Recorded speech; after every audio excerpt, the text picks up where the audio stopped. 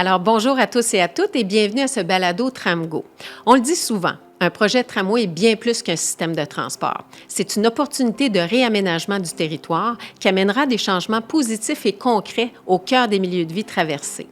Mais de quelle façon ces changements vont-ils améliorer la qualité de vie des résidents et résidentes? Eh bien, on en parle aujourd'hui avec nos deux experts en architecture et en urbanisme du groupe Porteur qui nous accompagneront tout au long de la phase de planification de ce beau projet.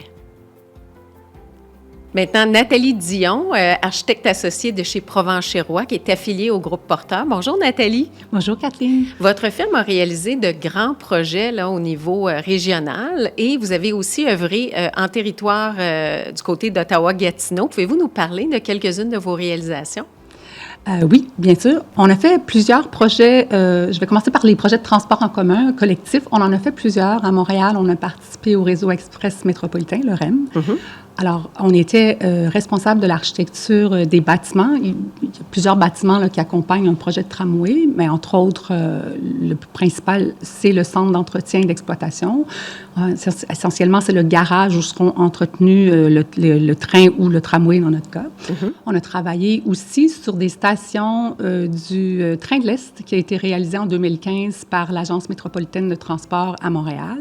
Mais plus proche de nous, on a travaillé sur la gare d'Ottawa, dont les principales rénovations ont été réalisées pour rendre le bâtiment plus accessible, les trains et les quais plus accessibles aux personnes à mobilité réduite. Et bien sûr, tout en conservant les caractéristiques architecturales, d'architecture moderne qui sont celles de ce bâtiment. On a également travaillé sur les études d'avant-projet de l'UQO, l'université, du campus unifié, de l'UQO, de l'Université du Québec en Outaouais, et certains projets de transport de garage pour des autobus et de stations de métro à Montréal. Donc, notre expertise est vaste, à la fois sur le territoire d'Ottawa-Gatineau et de transport collectif. Absolument. Et au niveau de votre rôle précis comme architecte dans le cadre du projet de tramway Gatineau-Ottawa, quel sera-t-il au juste?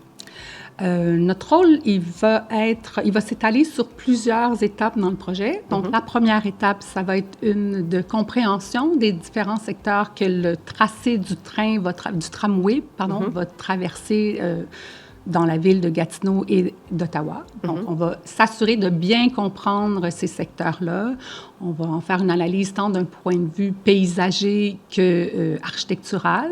On va le faire par un recensement des prises de photos, des études de cartes à différents niveaux. Donc, bien comprendre ce territoire-là où s'insère le tramway. S'assurer aussi que ces secteurs-là soient mis en valeur ou protégés dans certains cas. On va étudier aussi les bâtiments patrimoniaux qui vont être le long de cette tracée-là. On va être accompagné de la firme Richer Associés, une firme française connue. Oui, très connue, qui se spécialise en insertion de tramway dans des villes. Ils ont travaillé à Liège, en Belgique, à Tours, à Nantes, en France, entre autres. Ils ont fait plusieurs projets. Puis, on va s'occuper aussi de l'architecture des bâtiments qui vont longer le tracé. Alors, ensemble, eux et nous, on va développer des lignes directrices pour s'assurer qu'on ait un projet distinctif, qu'on ait un projet qui se reconnaisse, le projet de Gatineau, de tramway de Gatineau, avec ses stations, ses aménagements urbains, puis ses bâtiments, qu'on puisse le reconnaître, que ce soit bien un projet de Gatineau et d'Ottawa, pas n'importe quel tramway. Oui, et une belle expertise combinée au niveau régional et international aussi entre les deux firmes. C'est fantastique. Donc, beaucoup de pain sur la planche, en bref, d'ici la fin 2027, qui est la phase d'études. On sait aussi, Nathalie, que vous allez être mise à contribution à l'intérieur des consultations publiques de 2026, parce qu'on le sait, un projet de cette envergure-là ne peut pas se réaliser sans la participation des communautés d'accueil. De quelle façon allez-vous être impliqués exactement? Bien, quand on va commencer, on va amorcer la conception du projet. On va utiliser des esquisses, des outils 3D. On se sert beaucoup de 3 dimensions maintenant parce que ça permet à tous, même pour nous, là, de mieux visualiser l'intégration d'un projet dans son environnement. Alors, grâce à ces outils-là, on va développer des documents qui vont permettre qui vont être utilisés lors des présentations publiques pour mieux consulter la population. Ça va assurer une compréhension du projet. On va le faire pour les aménagements, pour les bâtiments, on va faire, par exemple, des images 3D des stations, des bâtiments. Alors, quand le public va être consulté, ils vont avoir en main ou ils vont pouvoir voter sur des concepts, par exemple. Sur les concepts. Alors, on s'assurera que ces concepts sont clairement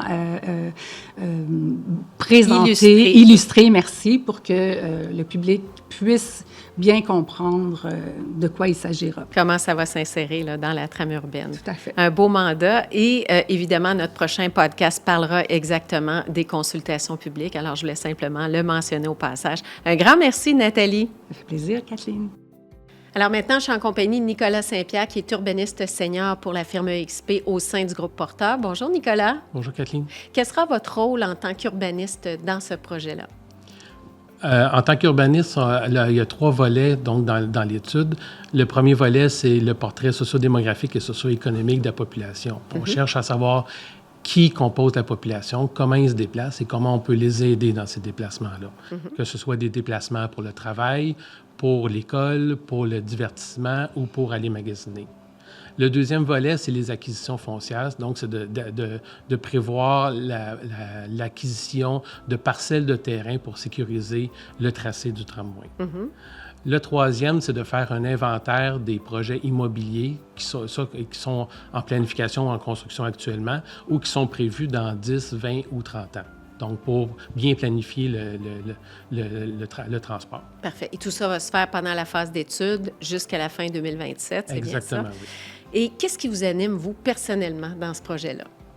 Bien, premièrement, je pense que c'est une belle occasion de voir l'organisation du territoire, de pouvoir faire des aménagements de qualité et puis faire un projet qui est structurant pour la population, donc d'Ottawa et de Gatineau.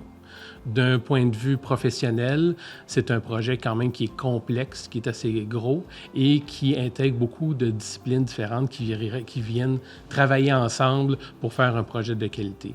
Chez Groupe Porteur, évidemment, on a des urbanistes, on a des architectes, on a aussi des ingénieurs de différentes spécialités qui vont tous collaborer ensemble, évidemment, qui vont collaborer avec le bureau de projet et qui vont collaborer avec les partenaires du bureau de projet, notamment la Ville de Gatineau. Absolument.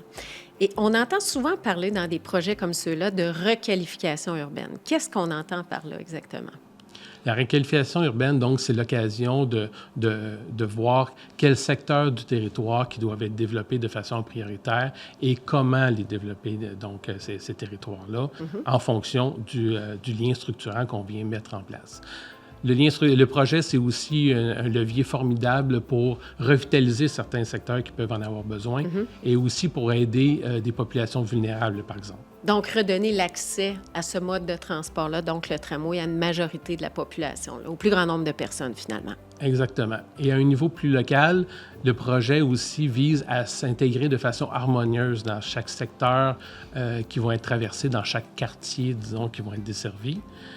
Donc, comme on le voit en Europe, par exemple. Absolument. Il y a de beaux exemples à ce chapitre-là en Europe, c'est certain.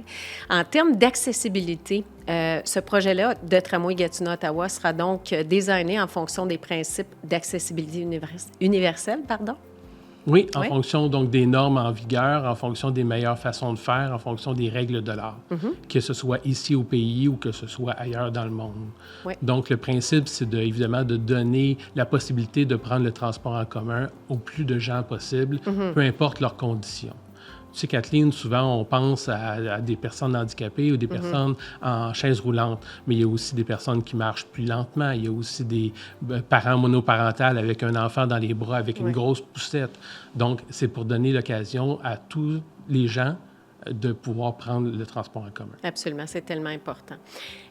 On parle aussi de zones axées sur le transport en commun pour d'autres projets comparables là, à l'échelle internationale ou même à l'échelle mondiale. Une zone axée vers le transport en commun, en anglais, l'équivalent de ça serait un TOD, Transit Oriented Development. Comment est-ce que vous définiriez ça, un TOD? Une zone axée sur le transport en commun, comme le nom le dit, c'est un développement, c'est un secteur de développement qui s'organise autour d'un projet structurant, donc d'un lien structurant de transport en commun, que ce soit un tramway, que ce soit un métro ou que ce soit une ligne d'autobus rapide comme le Rapibus à Gatineau. Le principe, c'est donc d'augmenter la densité de la population autour des stations et à une distance de marche autour des stations pour donner accès le plus facilement possible et de façon la plus avantageuse possible au transport en commun. Donc, on parle d'une distance de marche approximative de 5 à 10 minutes. De 5 à 10 minutes, que ce soit à pied ou en vélo aussi. Parfait. L'aménagement, donc, de cette zone-là va aussi intégrer un design urbain particulier, de l'architecture, des pistes cyclables, des trottoirs, justement, pour favoriser le transport actif et l'accessibilité au transport collectif. Donc, une zone axée vers le transport en commun, ça pourrait être pour un pôle d'échange ou une station, mais évidemment, ce ne sera pas généralisé à l'ensemble du projet de tramway. Exactement. Ce ne sera pas toutes les stations du tracé qui vont faire l'objet d'un ZATC. Les secteurs déjà construits, particulièrement les quartiers existants, donc vont être analysés pour voir s'il y a l'occasion d'ajouter de la densité. Merci beaucoup, Nicolas. Ça Merci. fait le tour. Merci à vous deux pour votre éclairage. Ça a été très intéressant. Merci Kathleen.